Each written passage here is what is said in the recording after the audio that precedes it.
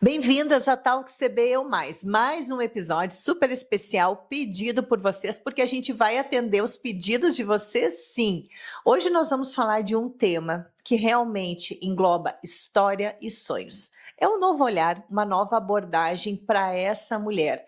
Sabemos que a preparação para um futuro obstétrico, para uma gestação, vai muito além do que simplesmente pararmos a contracepção. Nós precisamos olhar essa mulher de uma maneira integral. Então, o tema de hoje é esse: pré-concepção 360 graus, porque nós entendemos que a visão funcional integral modifica o futuro da mamãe e do bebê. E para esse tema, nós trouxemos uma ginecologista que é muito querida, que trabalha efetivamente no dia a dia sobre esse tema e que compartilha comigo esse olhar funcional e integral. Bem-vinda ao Talk CB, a minha grande amiga e inspiração que eu adoro, doutora Patrícia Sanches. Obrigada, Kátia. É um prazer estar aqui hoje falando desse tema tão importante, que é a fertilidade feminina, que é a preparação dessa mulher para essa gestação e olhar de forma integral, não só em cumprir tarefas ou interromper o anticoncepcional, mas sim preparar essa mãe para uma gestação e esse futuro bebê. E acompanhem todo o episódio e encaminhe para todas as mulheres que precisam dessa informação. Vocês vão entender que prevenção, preparo do terreno biológico, vai trazer grande impacto no equilíbrio metabólico, no envelhecimento ovariano e hormonal dessa mulher. Então, nós vamos começar abordando sobre um tema muito importante, que é essa visão funcional. Pati, o que tu achas que impacta nessa visão funcional integral, quando o ginecologista deixou de ser somente um coletador de preventivo e o que isso melhorou para essa mulher, que hoje a gente sabe que a mulher ela está engravidando cada vez mais tarde e isso vai ter um impacto nessa busca dela por ser mãe e em riscos e dificuldades. Essa pandemia que a gente está vendo de infertilidade. A visão funcional integral ajudou essa mulher moderna? Com certeza, Kátia. Eu acho que essa função integral é o segredo dessa preparação, de conhecer essa mulher, entender as bases que vão orientar essa paciente, uma base nutricional, metabólica, olhar essa mulher como um todo, avaliar o estilo de vida. Isso vai muito além de uma consulta básica, de uma coleta de um preventivo, de uma orientação. Então, isso é fundamental. Eu acho que hoje é o segredo da fertilidade feminina, essa preparação e esse olhar integral. Antigamente, os ginecologistas tinham essa visão linear, fragmentada. Hoje, a gente não tem como dividir essa paciente. A gente tem que olhar de forma integral. E a gente vê que a fertilidade, ela não é reduzida somente na mulher 35 mais. A gente sabe da redução dessa fertilidade. Mas nós temos outras causas, outras dificuldades, e nós temos mulheres jovens de 20 anos, 25 anos, que têm um problema realmente de infertilidade. Eu não vou falar agora, neste momento, contigo sobre patologia, depois a gente entra um pouquinho mais sobre isso. Mas eu acho que a gente tem que falar de um tema que a gente bate muito aqui no Talk, que é a medicina do estilo de vida, e o quanto esse desequilíbrio no estilo de vida impacta no estresse oxidativo e na inflamação desse ovário, piorando a fertilidade dessa mulher. Vamos falar um pouquinho da medicina do estilo de vida e o impacto na reprodução feminina.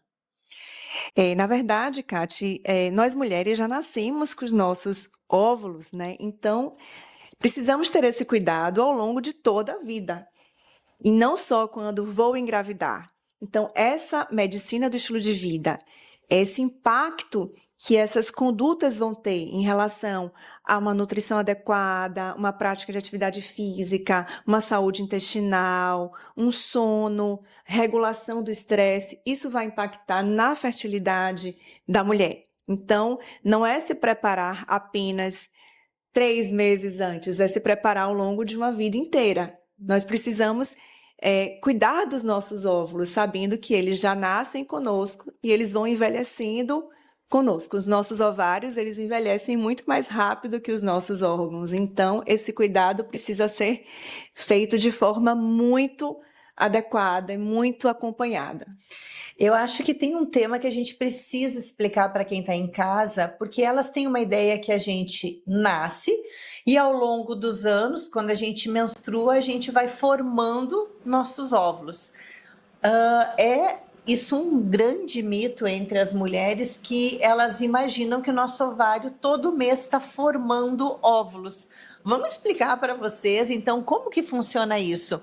E vocês sabiam que a nossa maior reserva ovariana não acontece nem quando a gente nasceu, acontece quando a gente está lá na barriguinha da mãe, né, Paty? E é muito importante nós cuidarmos dos óvulos que nós temos ao nascimento, porque vão ser eles a nossa fecundidade e vai ser neles que a gente vai realmente gestar no futuro. Vamos explicar como é que funciona tudo isso para elas? Vamos, então, nós mulheres, quando estamos lá na barriga da nossa mãe, lá por volta do 6º mês, nós temos lá o maior número de óvulos, né, onde estão sendo formados. Quando nós nascemos, nós já temos uma quantidade reduzida. Lá para a adolescência, quando iniciamos a menarca, que é a primeira menstruação, e ao longo desses anos, nós vamos perdendo cerca de 1.000 folículos, 1.000 óvulos ali todo mês. Então, nós não produzimos naquele mês aquele óvulo, nós já nascemos e nosso ovário está ali guardadinho, e ao longo dos meses eles vão sendo recrutados e durante o ciclo você ovula e aquilo ali vai sendo perdido. Então, nossa reserva ovariana vai sendo... a gente vai envelhecendo conosco. E imagina, né? Nosso óvulo está ali com a gente. E aí a gente está sobre açúcar refinado, alimentos ultraprocessados, sedentarismo, sob estresse no trabalho, não dormindo bem, não hidratando, o intestino não funcionando. Esse óvulo, ele vai modificando, ele vai envelhecendo de maneira acelerada, porque a gente não está cuidando bem da onde ele está guardado.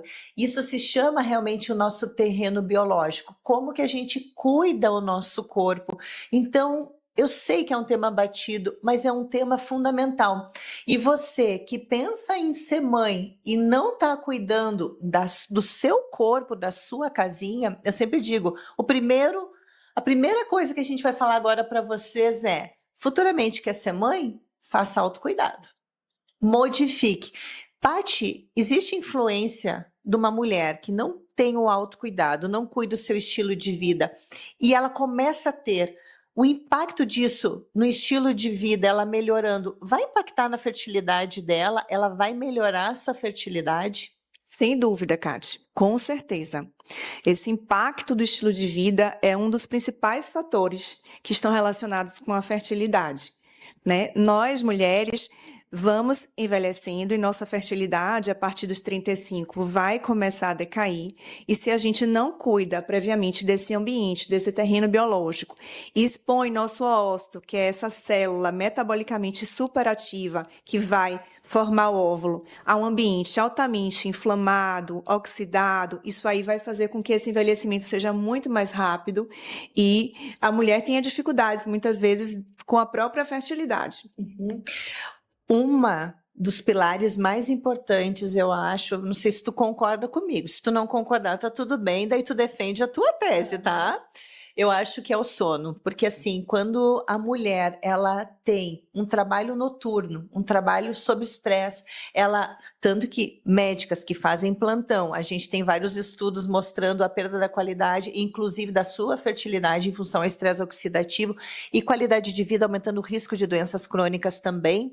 Então, porque o sono, a melatonina é muito importante para o estresse oxidativo ovariano, né? E a gente tem alteração da produção hormonal também, e isso impacta bastante. Então, assim, faz parte para a gente futuramente ter uma gravidez saudável, cuidarmos no nosso corpo.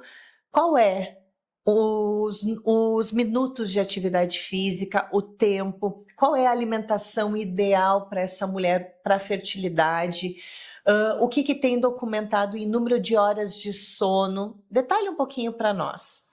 Eu concordo plenamente com você em relação ao sono, Kati. Se as mulheres soubessem o quanto o sono é importante para a fertilidade, né? A melatonina, que é esse hormônio produzido durante o sono, é o mais potente antioxidante ovariano. Então, a necessidade de você dormir bem, não só em quantidade, mas em qualidade de sono, ter uma média de 7, 8 horas de sono, mais um horário de dormir adequado, um sono restaurador. Isso é muito importante para que a gente possa produzir os nossos hormônios adequadamente durante o sono. Além do sono, a alimentação. Essa nutrição vai muito além do que uma dieta básica. Isso também está relacionada com a suplementação, com a saúde intestinal, com a parte mitocondrial. Então, também tem influência. Nós usamos muitos alimentos processados, gordura trans, açúcares refinados, e isso interfere muito no fator de inflamação do ovário. Além disso, a atividade física é de fundamental importância. Você ter uma prática regular de, no mínimo, 150 minutos por semana é fundamental para qualquer pessoa, e principalmente para essa mulher que está em preparação para a gestação.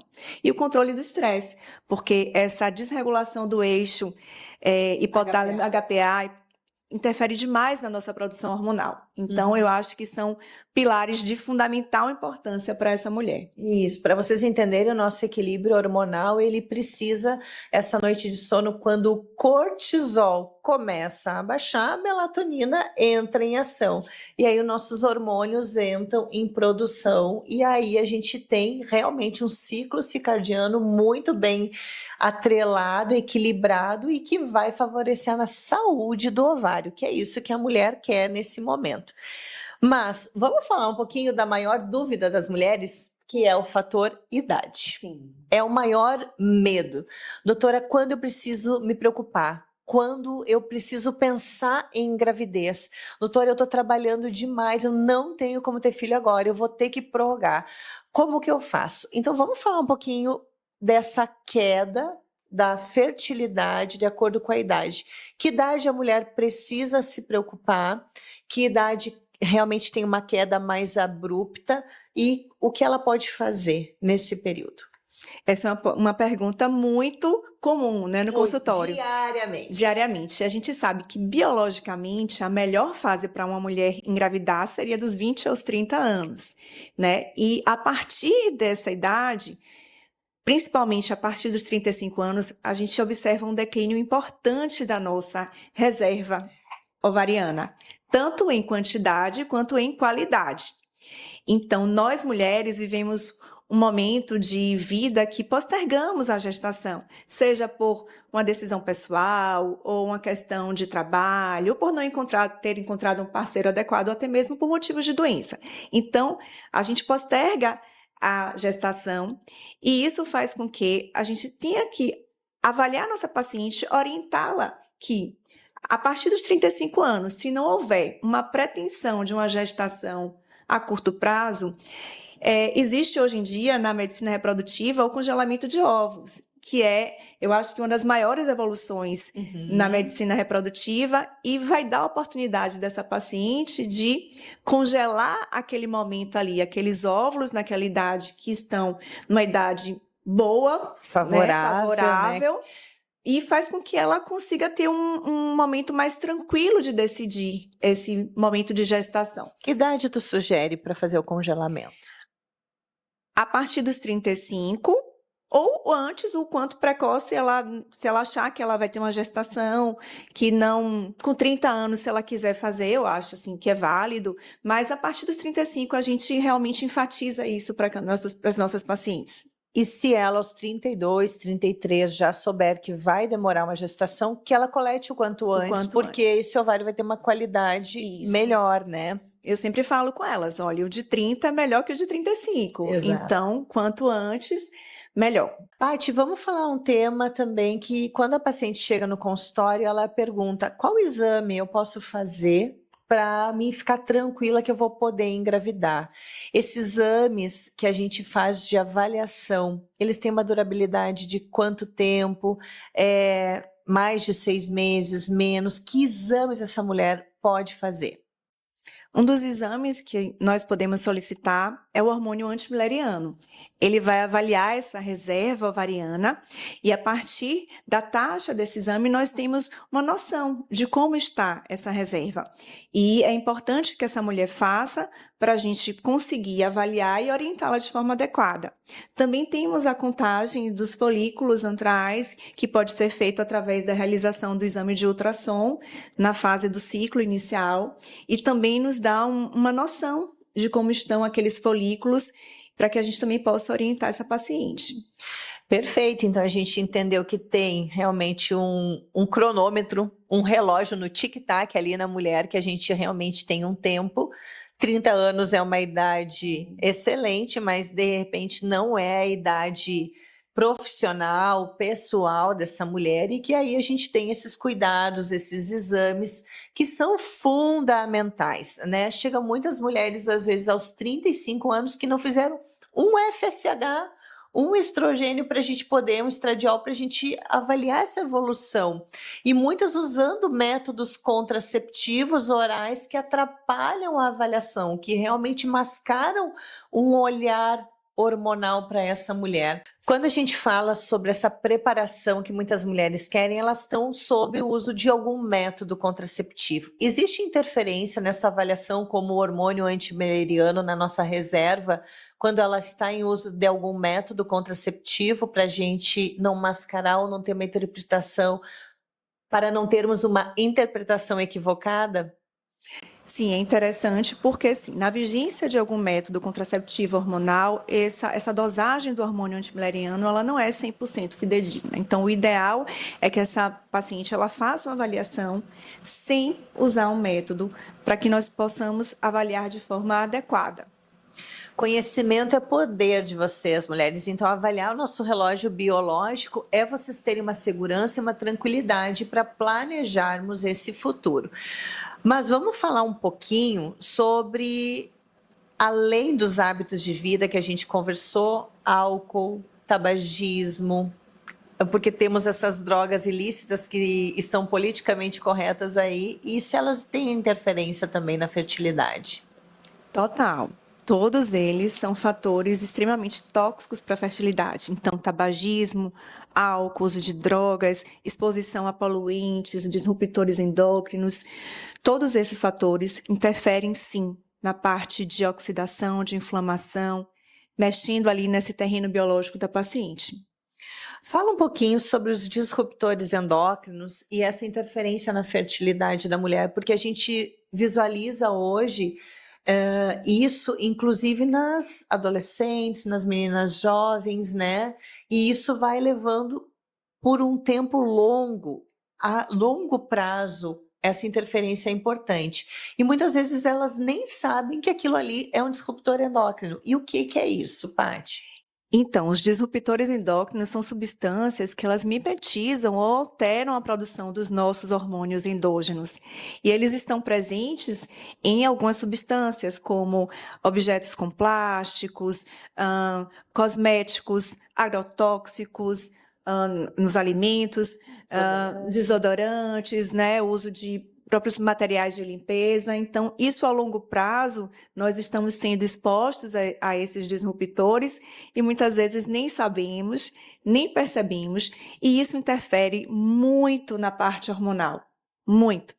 Então, é uma coisa que a gente precisa ficar muito atenta. Então, esquentar uma comida num pote de plástico, no micro-ondas, você tem a liberação desses disruptores, né? as panelas, uso de cosméticos, né, com alumínio, parabenos, BPAs, então isso interfere muito. E hoje a gente tem uma gama de produtos politicamente corretos e livres, né?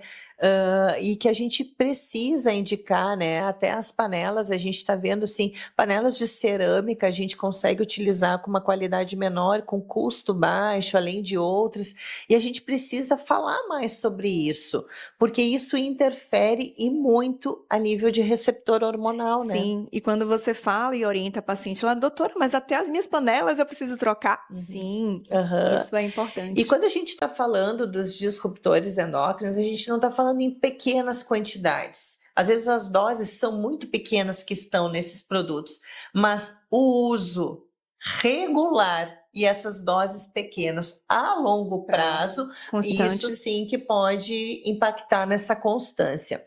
Bom, Paty, entendemos envelhecimento ovariano, tudo, como que a mulher pode se preparar, cuidar do seu estilo de vida, o que que pode atrapalhar.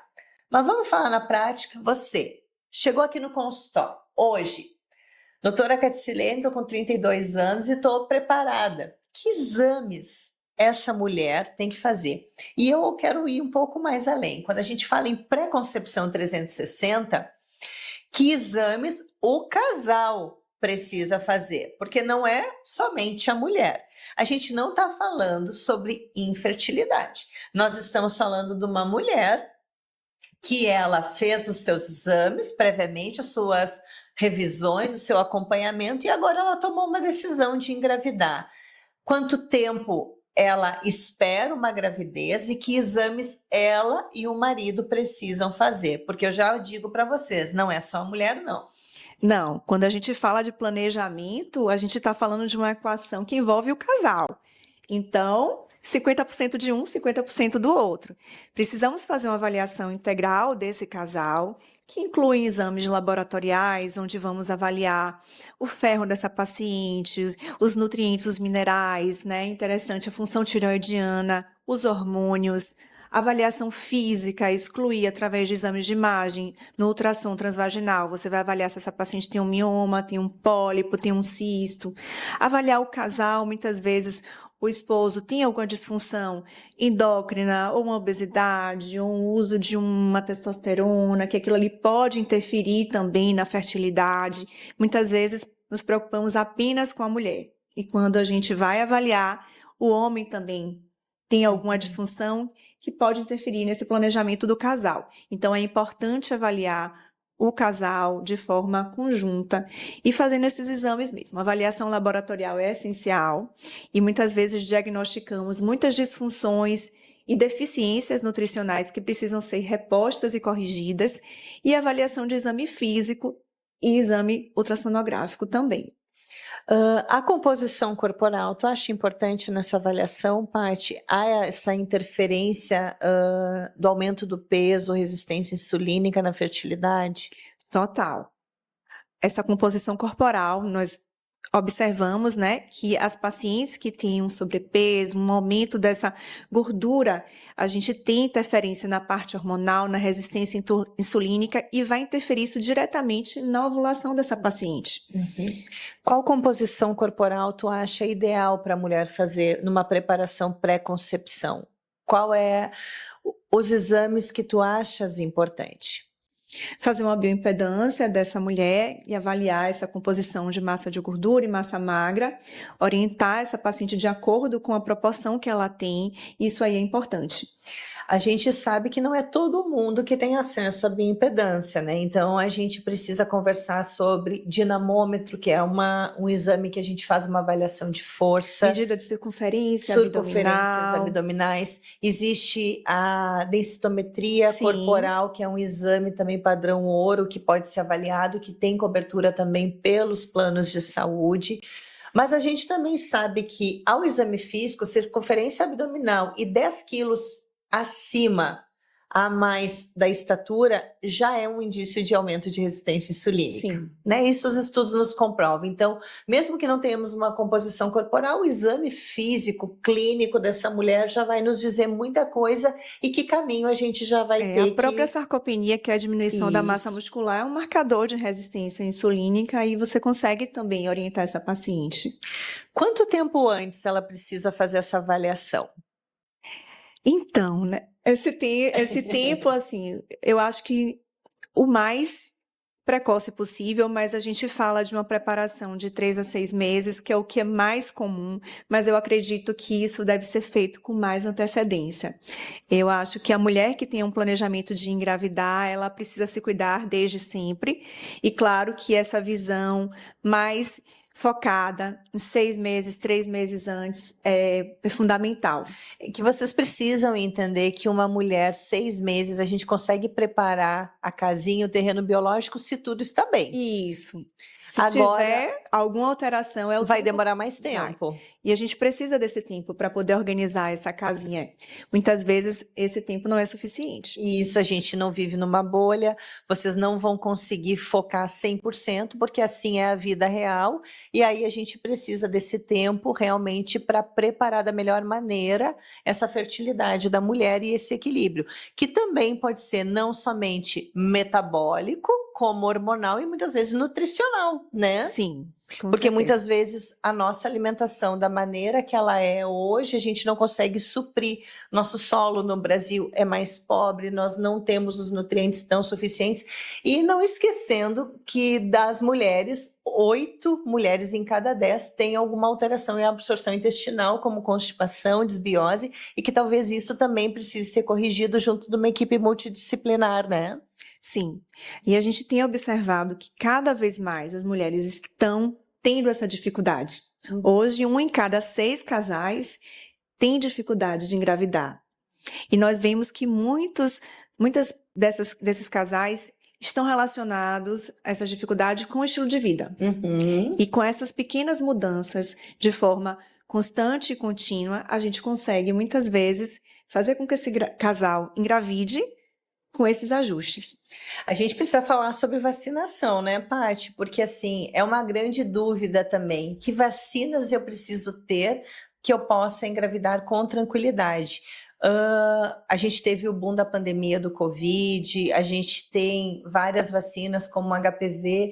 Elas têm dúvida, é necessário, é obrigatório fazer? Quais são as vacinas realmente recomendadas e algumas que a gente pode sugerir para elas para ter uma saúde reprodutiva mais segura? Temos a orientação do Ministério da Saúde de que essa mulher, ela tem uma vacinação de preferência completa antes dessa gestação, uma vacinação contra a rubéola, contra a varicela, contra o tétano, né? E temos a sugestão da influenza, do Covid, da hepatite B. E quando essa mulher, ela tem um esquema incompleto, nós podemos prescrever para essa paciente durante a gestação também. O importante é que ela faça esse esquema vacinal antes do nascimento do bebê. E temos, inclusive, alguns exames da pré-concepção que a gente avalia se ela está realmente imunologicamente protegida por alguns antígenos, se ela está segura ou se a gente precisa fazer uma nova vacinação. Solicitamos as sorologias, Exato. que dentro desses exames pré-concepcionais são exames obrigatórios para poder justamente orientar essa vacinação pré-concepcional e manter esse segmento. Porque a rubéola, por exemplo, é uma importante causa de rubéola congênita durante a gestação. Então, essa infecção durante a gestação leva riscos sérios para a saúde do bebê. E esse ano a gente viu um aumento do número de sífilis e HIV no Brasil e as sorologias assim, de DST também são muito importantes. Sim, né? Porque são doenças que podem ser transmitidas, o HIV, de forma vertical e você consegue prevenir com ações adequadas, tratamento adequado durante a gestação e o parto. Tá. Sobre o exame do parceiro.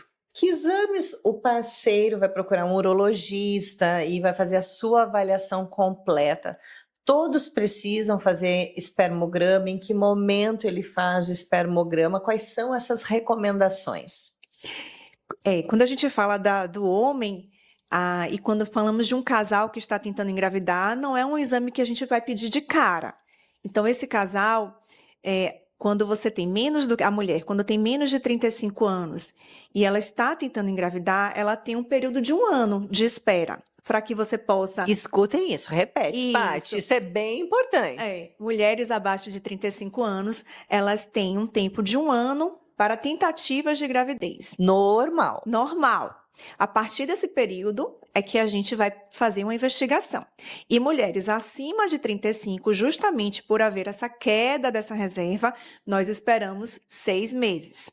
Então, quando investigamos um casal, como a mulher, existem vários exames e um processo de investigação, o homem é o primeiro que ele vai investigar e fazer o espermograma, porque se você faz o espermograma e avalia uma alteração, a gente entende que esse fator de infertilidade ou de alteração masculina pode interferir também e a gente consegue conduzir, orientar esse homem a procurar um urologista para que a gente faça essa orientação e depois partir para a investigação feminina.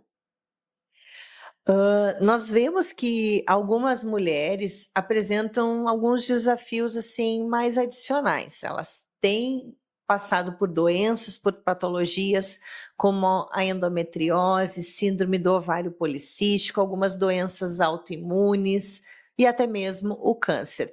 E essa paciente, ela ainda tem o sonho de ser mãe e ela precisa se preparar para isso.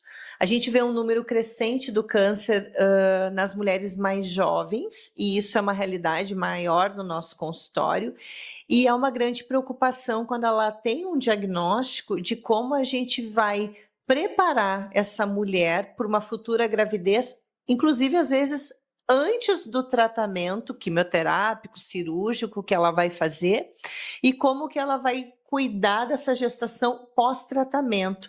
Vamos dar algumas informações que eu acho que isso é tão válido, porque uma mulher que ela tem um diagnóstico de câncer jovem e que ainda não tem filhos, a primeira preocupação que vem na cabeça dela é: eu quero viver, eu quero sobreviver. Mas ela muitas vezes nem pensa tanto sobre essa gestação, mas cabe a nós médicos orientarmos bem ela, porque ela vai ter um caminho, é uma fase, mas ela vai passar por isso e ela vai ter que enfrentar isso da melhor maneira. E cabe a nós fazermos essas orientações. E hoje a medicina evoluiu, né, Paty? A gente tem grandes opções para essas mulheres e eu acho que a gente tem que trazer esse tema. Isso é importante, porque com esse número aumentado de mulheres jovens com diagnóstico de câncer, a primeira coisa, quando a gente diagnostica um câncer numa mulher e ela tem ainda uma pretensão de engravidar, é orientar esse congelamento de óvulos, se possível, antes da realização desse tratamento, porque muitas vezes o tratamento pode interferir nessa fertilidade. E no caso das mulheres que já estão na vigência de tratamento, isso depende muito do tipo de tratamento que essa mulher está fazendo, é uma quimioterapia, é uma radioterapia, uma hormonioterapia, o estágio da doença, né? Como vai ser feita essa evolução e acompanhamento. E muitas vezes, no final de um tratamento, existe uma orientação de espera ali de 2 a 5 anos, a depender do tipo de tratamento que essa mulher vai fazer. E essa gestação, sim, pode ser possível, a depender do tipo de doença. Um grande desafio que temos 10%, né, de número de pacientes e mulheres que têm a doença da endometriose e a síndrome do ovário policístico, que têm alguma dificuldade, mas elas precisam se preparar, essa sim, com certeza mais do que 6 meses, né, para uma gestação mais tranquila. Que dicas tu daria para essa mulher com endometriose, com ovário policístico, que quer se preparar para uma gravidez? Primeira coisa é a mudança do estilo de vida. São doenças inflamatórias e isso vai mudar completamente o prognóstico, tanto da evolução da doença quanto da própria gestação. Então, a mulher que tem um diagnóstico de endometriose, ela precisa, sim, mudar o estilo de vida, uma alimentação anti-inflamatória, uma atividade física, a suplementação com anti-inflamatórios, antioxidantes adequados, para que ela possa ajustar esse ambiente, porque a própria endometriose, ela leva a fatores de risco durante a gestação, ela aumenta taxas de complicações também. Quando a gente fala dos desequilíbrios metabólicos, um dos maiores é a obesidade, que a gente já falou, e eu acho que em época de canetinhas emagrecedoras, que trouxe grande impacto para a fertilidade, melhorou muito a questão do tratamento da resistência à insulina, emagrecimento e a melhora, nós temos que falar um pouquinho da importância da equipe multidisciplinar, porque as canetinhas elas vieram com redução importante do peso, melhorando a fertilidade, mas há uma diferença entre emagrecer com saúde e emagrecer com desnutrição celular. Então, essa perda da massa muscular, deficiências nutricionais e realmente elas estarem magras e doentes, inclusive com sarcopenia, muitas vezes, levam, às vezes, até mais risco do que a obesidade. Então, vamos falar um pouquinho da importância do acompanhamento médico, da equipe multidisciplinar para essas pacientes que hoje a obesidade ganhou uma grande vez no tratamento, né, com as canetinhas.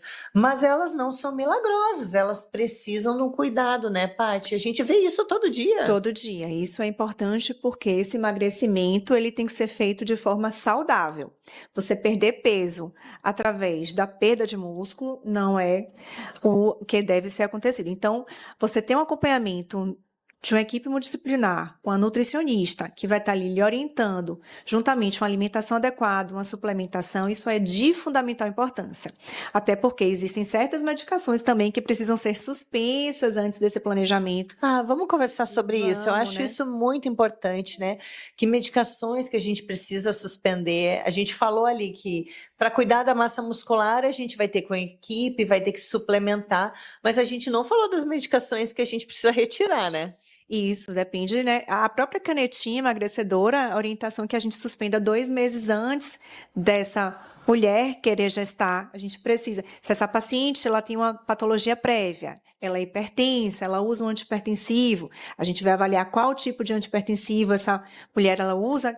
Muitas vezes nós precisamos fazer uma mudança de classes. Antidepressivos. Né? Muitas mulheres hoje usam medicações para dormir, medicações ansiolíticas. Precisamos fazer esses ajustes, sim. Isso é muito importante, porque hoje vivemos numa sociedade muito medicamentalizada, né? Então, muitas mulheres usam muitos remédios. Então, ajustar remédios para a disfunção tiroidiana, ajustar medicações para a glicemia, isso aí é muito importante, esse ambiente pré-concepcional. Nós temos muito autotratamento de tudo que é nutracêutico como se fosse balinha, né? Sim. E a gente não pode ignorar isso e saber que a paciente precisa falar tudo que toma, todos os seus suplementos. A gente vê viagens, vocês compram e ficam tomando. Por uma gestação é de fundamental conversar com o médico na pré-concepção, tudo que utiliza para ver o que realmente a gente pode continuar em uma dose segura, numa dose adequada. Tudo tem que ser muito individualizado, Kati, porque exatamente uma dose para você pode não ser a mesma para sua amiga, para sua vizinha, para sua irmã. Isso da automedicação é muito comum. Mas eu comprei uma suplementação aqui que estava na farmácia e eu estou usando, e não é bem assim. Tudo deve ser muito avaliado de acordo com a sua deficiência e o que você realmente precisa.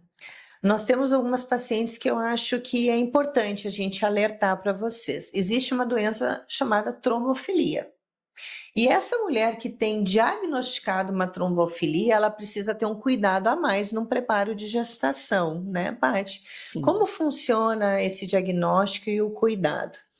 Existem trombofilias que estão relacionadas a perdas gestacionais recorrentes. E quando essa mulher ela tem esse diagnóstico, ela precisa fazer essa preparação, porque ela vai precisar usar medicações anticoagulantes durante toda a gestação. Então, esse diagnóstico da gestação tem que ser realmente um diagnóstico bem precoce e essa orientação tem que ser muito bem orientada para que essa mulher consiga fazer com que essa gestação ela evolua de forma satisfatória. A gente sabe que algumas deficiências nutricionais impactam muito na fertilidade e nós sabemos que alguns bioativos podem melhorar muito a fertilidade. Então, isso é a suplementação pré-concepção. Sabemos da individualização, da personalização, cada um precisa de determinado suplemento de acordo com a sua alimentação, que também vai ter que ser corrigida pré, mas vamos falar um pouquinho dos principais suplementos que não podem faltar para a mulher pré-concepção 360. Eu tenho alguns suplementos que eu acho importante a gente falar, que são suplementos que vão estar ali atuando nessa parte da antioxidação ali do ovário. Dentre eles, a vitamina D, que é super importante. Qual dose é o ideal de vitamina D para uma mulher que está se preparando para gestar? A dose vai ser individualizada, mas a gente quer que esses valores de referência estejam por volta de 60, 70, e a gente vive numa sociedade que temos uma deficiência importante de vitamina D. A gente não vai se basear só na referência do laboratório, que hoje chegamos no consultório e as pacientes, não, minha vitamina está dentro do valor normal, mas para uma paciente que tem um desejo de gestar, ou uma endometriose, ou uma outra doença autoimune, esse valor de vitamina D ele tem que estar no valor adequado. E a vitamina D a gente não avalia somente um exame único. Isso é importante vocês verem, porque muitas vezes vocês visualizam assim, minha vitamina D está em 30, mas a gente precisa, ou está em 80. A gente precisa avaliar não ela isolado, a gente precisa ver alguns outros cofatores, enzimas e outros minerais importantes. A vitamina C, o zinco, o ferro também são importantes na transformação. Além disso, a gente tem que ver a vitamina A, a gente precisa olhar também o PTH, o cálcio, calciônico.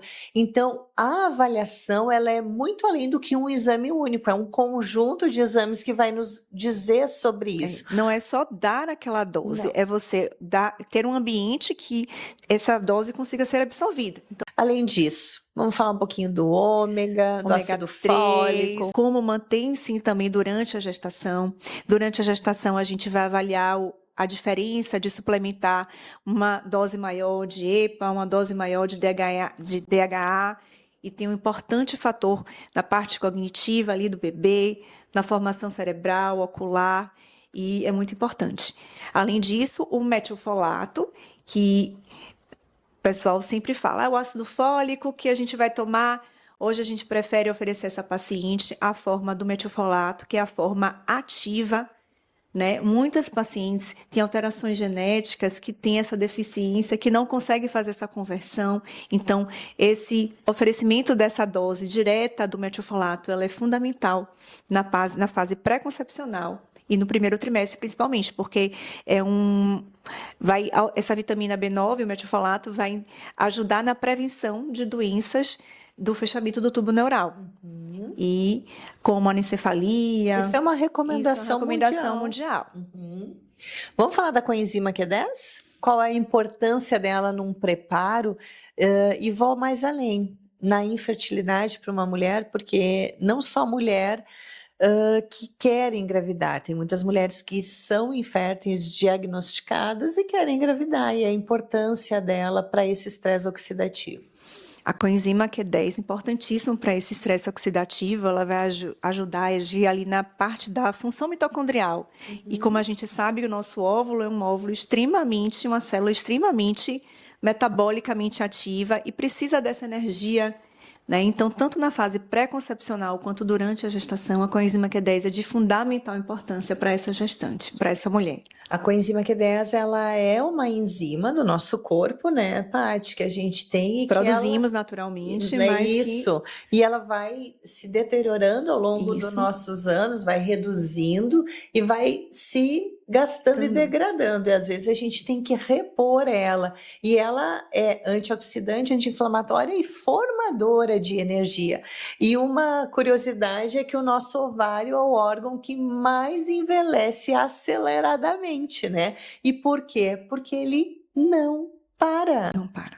E ele precisa de muita energia. Sim. Então, em função disso, a coenzima Q10 é tão interessante para realmente, não que vai desacelerar o nosso envelhecimento, mas repor o que ele está consumindo o tempo todo, exatamente. Né? E as respostas são fantásticas. A suplementação, juntamente com a coenzima Q10, com a ômega, dessas substâncias anti-inflamatórias e antioxidantes ajudam muito nessa fase pré-concepcional. Nós sabemos que muitas mulheres têm um fluxo menstrual aumentado, se sentem com muito cansaço, têm uma perda sanguínea importante no período menstrual e elas são privadas também de ferro. E como isso impacta na fertilidade? Em que momento o ferro é interessante para ser reposto além da alimentação? E a gente tem que avaliar, Kátia, não só essa questão do ferro, como da ferritina. Porque muitas vezes a paciente acha que ela está com aquele exame da hemoglobina normal, mas a reserva do ferro está diminuída. E isso interfere muito. O ferro ele é um cofator importante para várias atividades e metabolizações de outros hormônios e absorção de outros nutrientes. Então, na fase pré-concepcional e na gestação, a suplementação de ferro ela é fundamental para essa mulher. Dentro da suplementação de ferro, quais são os parâmetros ideais para a mulher numa ferritina, por exemplo, para a gente precisar suplementar? O ideal é uma ferritina pelo menos acima de 75 para essa mulher na fase pré-concepcional. A ferritina muito aumentada também já é um outro marcador de inflamação, então a gente precisa avaliar vários exames, vários fatores como um todo, mas essa deficiência de ferritina, esses valores abaixo de 75, elas têm indicação de sim fazer uma reposição, muitas vezes venosa, porque essa absorção desse ferro, muitas vezes a paciente ela não tem um intestino bom, ela tem uma desbiose, e essa absorção ela é inadequada e não consegue aumentar de uma forma satisfatória. Nós temos um ativo chamado colina. Quais são as recomendações hoje para uma suplementação de colina para as mulheres? Nessa fase pré-concepcional, para todas. Perfeito. Para todas. A suplementação, ela é importante que ela não substitui a alimentação. Então, nenhuma suplementação vai substituir. Então, é o que a gente falou desde o início. O estilo de vida, o ajuste alimentar é o primeiro passo. E a suplementação, ela vai vir junto dessa alimentação para colaborar. E na pré-concepção, esses ativos são muito importantes para potencializar o sucesso terapêutico. Mas, Paty, a gente sabe que cada mulher vive um momento diferente. Hoje nós temos essa mulher moderna que essas gerações estão modificando. Nós vivemos as mulheres que engravidavam aos 35, depois passou para os 40, depois aos 45, e agora a gente está visualizando uma geração que está retomando gestar antes, né? Porque está visualizando essa flutuação do envelhecimento e a informação está aí. Eu acho que a gente está visualizando cada vez mais, e tá o momento da gente olhar um pouco para nós, né? Que momento no consultório essa mulher tem que trazer esse tema com seu ginecologista? Como que ela vai ser conscientizada? Vamos pensar que essa mulher que está nos ouvindo, ela não tem um ginecologista com esse olhar funcional e integral. Qual é a informação que a gente tem que levar para ela disso tudo que a gente falou? Essa mulher, muitas vezes, ela deixa de ser informada, porque quando ela chega no consultório, ela não tem um ginecologista que vai fazer a pergunta certa. Quando você deseja gestar, você tem vontade de ser mãe? É uma previsão a curto, a médio, a longo prazo? Então, essa mulher, muitas vezes, ela chega no consultório sem saber dessas informações. Então, ela precisa estar muito atenta. E, realmente, quando for ao ginecologista, já tentar abordar esse assunto quando não é perguntado. Então, eu tenho algumas pacientes que chegaram para mim após os 35 anos e quando eu questionei sobre tenho vontade de gestar, tem pretensão de congelar óvulos, doutora, ninguém nunca abordou esse tema comigo. E, muitas vezes, essas mulheres perdem a chance de fazer o congelamento ou uma preparação adequada, porque postergou ou não foi orientada de forma adequada. Então, eu acho que essa mulher, hoje, cada vez mais, as mulheres têm tido mais informações, têm chegado ao consultório mais orientadas. Mas, mesmo assim, eu acho que o papel principal é do médico em abordar esse tema, em orientar essa paciente de forma adequada, porque isso é importante, é sobre um futuro da fertilidade. Então, mulheres deixam de serem cuidadas, muitas mulheres apresentando uma menopausa precoce. Então, chegam no consultório mulheres com 35, 38, 39 anos, já com disfunção ovariana hormonal, e muitas vezes essa gestação com o óvulo próprio, ela é inviável. E a gente precisa conduzir essa paciente para um infertileuta, para fazer um tratamento. Então, eu acho que hoje é um papel de todo médico, e principalmente do ginecologista, quando se trata da fertilidade feminina, de orientar o quanto mais precoce, desde a adolescência. Eu abordo minha paciente desde o cuidado. Você tem que começar a cuidar desde agora. Desde a escolha do método. Desde a escolha do método contraceptivo, porque isso vai impactar no futuro reprodutivo dela.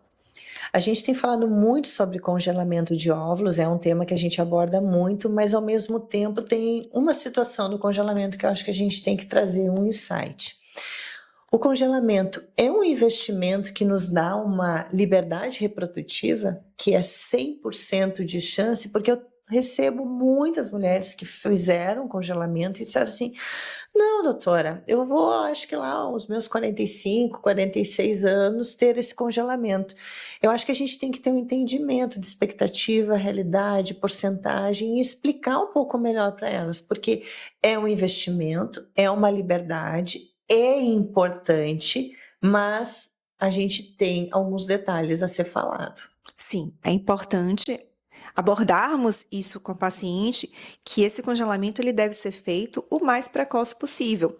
A chance dela ter óvulos viáveis em quantidade e qualidade após os 35 vão diminuindo. E isso realmente leva a paciente a ter uma liberdade, porque ela não vai sofrer essa pressão do relógio biológico. Eu preciso ser mãe agora, aos 35, porque meus óvulos estão envelhecendo. Ela vai ter uma autonomia de escolher o momento adequado que isso seja realizado. Então, hoje, o congelamento de óvulos, para mim, é sim uma liberdade em relação à fertilidade, porque a paciente ela vai escolher o momento certo, mas é um investimento. É isso. E isso precisa ser, muitas vezes a paciente fala, doutora, mas é caro, é um processo. Mas eu falo, a chance de você se arrepender de ter feito é muito menor do que de não fazer. Muitas vezes a mulher, quando decide fazer, ela já não tem mais a qualidade, uma quantidade de óvulos adequadas. E importante vocês não esquecerem que no momento da decisão de usarem esse congelamento, a preparação também deve ser feita. Com certeza.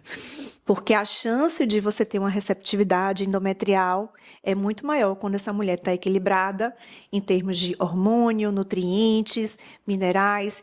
A casa precisa estar organizada. Uma mulher que está inflamada e ela vai fazer um tratamento de fertilidade, a chance desse sucesso é menor quando ela não está equilibrada. Então, isso são estudos que mostram taxas em relação a mulheres que estão bem preparadas com mulheres que não estão bem preparadas. Paty, eu quero que tu deixe um recado para a mulher que está em casa, para como ela lidar com aquela ansiedade do relógio biológico e daquela pressão social que ela tem que ser mãe de acordo com o relógio biológico. A gente precisa falar sobre isso, porque muitas mulheres interferem na sua melatonina, no sono da noite, porque estão ansiosas por causa disso, né? A ansiedade vai interferir tanto na paciente que está gestando, quanto naquela que pretende gestar. Porque hoje, essa alteração desse cortisol e dessa melatonina, como a gente falou, interfere muito. Então, eu acho que para você, mulher, que tem o desejo, sim, de gestar, e não tem essa pressa, eu acho que essa decisão, ela é fundamental. Eu acho que cuidar da nossa fertilidade também faz parte do nosso autocuidado. Eu acho que faz parte de pensar de uma forma mais tranquila, sem uma pressa, sem uma pressão. E isso é muito importante, porque a mulher, quando ela decide engravidar, ela quer engravidar ontem. Também, quando ela libera, ela quer, não, doutora, mas eu estou tentando, faço o teste de ovulação. E isso também atrapalha. Então, para engravidar, precisa estar com esses pilares equilibrados e a ansiedade interfere muito. Eu falo, você pode até ovular, ter relação, aquilo ali fecundar, mas não vai adiante. Esse estresse, esse cortisol elevado vai interferir. Então, eu acho que hoje existem yoga, meditação, mindfulness, estratégias que a mulher também pode lançar a mão para poder tentar diminuir um pouco essa ansiedade, tanto em relação à gestação quanto em relação ao futuro reprodutivo. A gente tem que tomar posicionamento e conta das nossas decisões e sermos responsáveis sobre ela, né? Eu acho que essa ansiedade, ela consegue ser administrada de uma maneira melhor por vocês quando vocês têm informação, quando vocês têm conhecimento e acesso ao que vocês podem realmente fazer.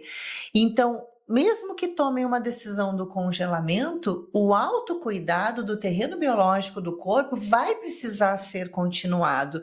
Então, informação é libertadora para também essa liberdade reprodutiva. E muitas das mulheres que estão em casa estão falando assim, mas eu nem quero ser mãe. E tá tudo bem. E tá tudo bem. Mas essa preparação não é só para a gestação, é a preparação para seu futuro climatério, sua futura menopausa. Para si. Para si, exatamente. Então, toda a preparação que vocês tiverem na sua vida, desde o nascimento, adolescência, mulher 30 a mais, 40 a mais, ela vai ser um impacto importante na qualidade de vida da sua longevidade. Nada vai ser jogado fora, pelo contrário. Nós mulheres temos essa responsabilidade transgeracional. Então, quando estamos na barriga da nossa mãe, aquele óvulo da nossa mãe foi gerado na barriga da avó. Então, esse impacto são 3 gerações. Exato. E isso é muito importante. E quando a gente pensa no futuro reprodutivo dos nossos filhos, a gente tem que pensar justamente nessa preparação e na gestação atual. Então, nós estamos hoje encerrando. Esse episódio foi demais, foi muito completo. Eu quero deixar um link para vocês, um acesso de perguntas. Nós vamos responder tudo para vocês. Pode ser tanto no YouTube quanto no Spotify, que a gente traz mais temas também e detalhamos as respostas.